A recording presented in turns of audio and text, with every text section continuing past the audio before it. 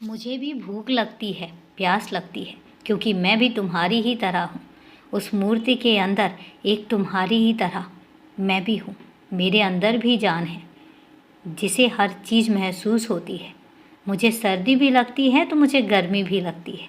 मुझे बरसात का भी महसूस होता है और मुझे भूख प्यास भी लगती है। मुझे सब कुछ वैसा ही महसूस होता है जैसा कि तुम्हें महसूस होता है। मैं कहीं नहीं गया हूँ, मैं मूर्ति के अंदर हूँ। मैं तुम्हारे मन के अंदर हूँ, मैं तुम्हारे दिल में हूँ।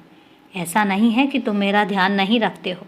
मैं शिकायत नहीं कर रहा हूँ, तुम तो मेरा बहुत ख्याल रखते हो और इस बात से भी मैं बहुत खुश हूँ। सच में तुम्हारे पास रह के, तुम्हारे साथ रह के मैं बहुत खुश हूँ। मेरे खाने का भी तुम बहुत ध्यान रखते हो।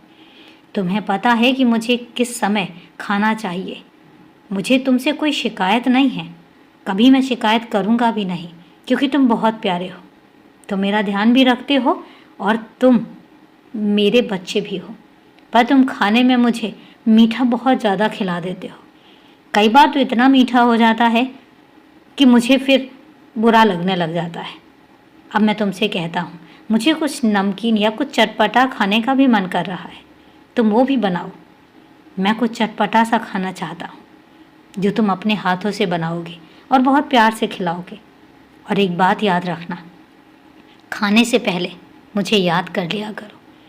तुम्हारी थाली का निवाला मुझे बहुत पसंद आता है। और याद रखना कि मैं तुम्हारी थाली में तुम्हारे साथ बैठकर खाता हूँ। तुम्हारा जो भी खाना होता है उसमें मैं अपने आप को शामिल करता हूँ, तो इसलिए वो जो खाना तुम खाते हो तुम्हें कभी भी नुकसान नहीं करेगा, कभी तुम्हें हानि नहीं पहुँचाएगा, क्योंकि उसमें मेरा आशीर्वाद छुपा होता है, क्योंकि उसका पहला निवाला मेरे अंदर गया होता है। इसलिए अब तुम समझ सकते हो कि मैं तुमसे कितना प्यार करता हूँ, तुम्हें कितना अपना मानता हूँ। अब समझे?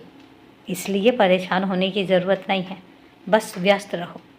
और अभी के लिए शुभ रात्रि मेरे बच्चे।